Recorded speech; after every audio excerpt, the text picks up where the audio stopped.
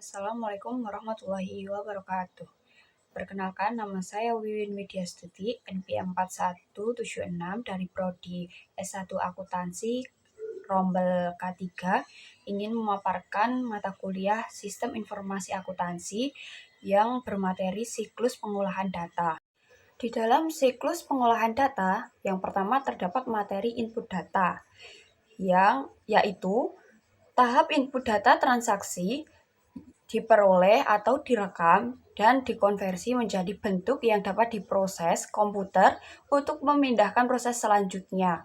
Input data dipersiapkan sebagai berikut. Yang pertama yaitu klasifikasi dengan memberi kode. Yang kedua yaitu verifikasi untuk menjamin akurasi data. Yang ketiga yaitu pengiriman data dari satu lokasi ke lokasi lainnya.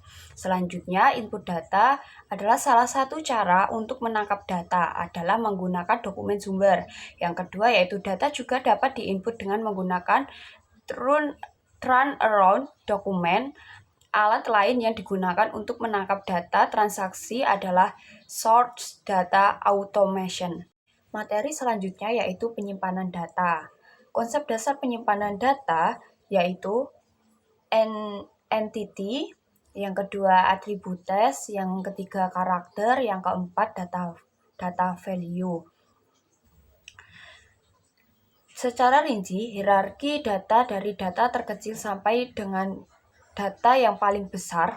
Yang pertama yaitu hierarki data field, yaitu kumpulan elemen data terkecil yang disimpan dalam sistem spasi, ruang atau fisik. Yang kedua yaitu record, yaitu sejumlah field yang dikelompokkan dan membentuk sebuah satuan data.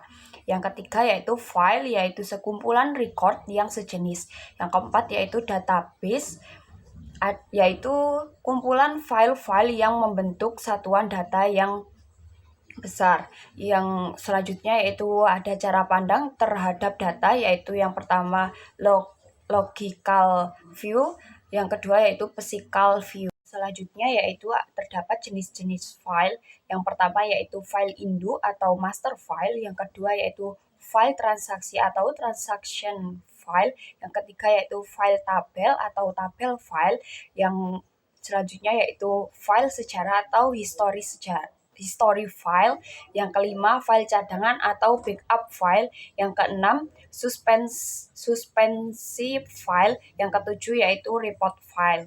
Selanjutnya istilah umum database yang pertama yaitu pendekatan database atau database approach. Yang kedua yaitu sistem manajemen database, yaitu database management system. Yang ketiga yaitu sistem database atau database system. Yang keempat yaitu database administrator.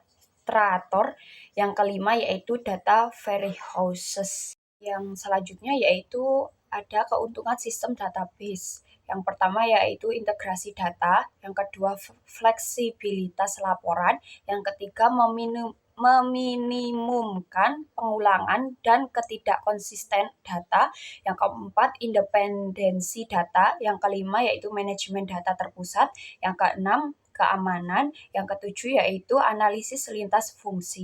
Selanjutnya yaitu pemrosesan data. Aktivitas pengolahan data adalah pemeliharaan data, yaitu pemrosesan transaksi periodik untuk memperbarui data yang tersimpan. Jenis-jenis pemeliharaan data yang biasanya dilakukan adalah yang pertama penambahan, yang kedua penghapusan, yang ketiga pembaruan, yang keempat pengubahan. Selanjutnya, terdapat pemrosesan data juga melibatkan aktivitas-aktivitas lainnya, yaitu yang pertama perhitungan, yang kedua perbandingan, yang ketiga peringkasan, yang keempat pemilahan, yang kelima pemanggilan. Selanjutnya yaitu akses data, yaitu diperbarui, disimpan, dan dipanggil dengan menggunakan alat identifikasi berupa elemen data dan dapat disebut kunci. Terdapat dua jenis kunci, yaitu kunci utama dan kunci pendukung.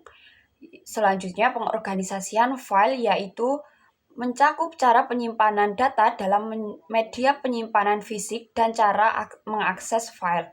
Secara umum, ada dua metode untuk mengorganisasi sebuah file, yaitu metode akses secara urut dan metode akses secara acak atau sembarang. Selanjutnya yaitu pengorganisasian file. Terdapat dua metode. Yang pertama yaitu metode akses secara urut, yang kedua yaitu metode akses secara acak. Transaksi diproses seketika terjadi atau real time, tidak harus urut seperti metode sebelumnya. Sistem menggunakan primary key, misal nomor rekening untuk langsung mencari record pada file induk. Setelah ditemukan, record bisa diambil kembali, diperbaharui, ditulis ulang, atau cocok untuk sistem yang sering melakukan update cepat, misalnya reservasi tiket atau penerbangan. Karena itu, diperlukan metode tambahan seperti Indexed File Organization atau ISAM dan Multi-Attribute Search File Organization yang memanfaatkan indeks untuk mempercepat pencarian. Yang selanjutnya yaitu metode pemrosesan data. Pada dasarnya, transaksi dapat digunakan untuk mengupdate file ketika transaksi itu terjadi atau transaksi tersebut dapat disimpan secara temporer dan diproses dalam sebuah kelompok sekaligus. Yang pertama yaitu pemrosesan data kelompok. Merupakan pemrosesan transaksi yang sama dalam sebuah kelompok.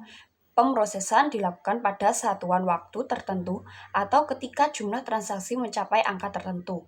Yang kedua yaitu pemrosesan seketika, yaitu komputer menangkap data secara elektronik dan menyimpannya, sehingga data tersebut dapat diproses secara lebih lanjut. Selanjutnya yaitu output informasi. Output informasi apa itu? Yang pertama yaitu hasil akhir dari siklus pengolahan data. Yang kedua disajikan untuk pihak internal dan eksternal dan dapat digunakan sebagai dasar pengawasan, pengambilan keputusan, dan pertanggungjawaban. Selanjutnya yaitu bentuk output informasi. Yang pertama terdapat dokumen.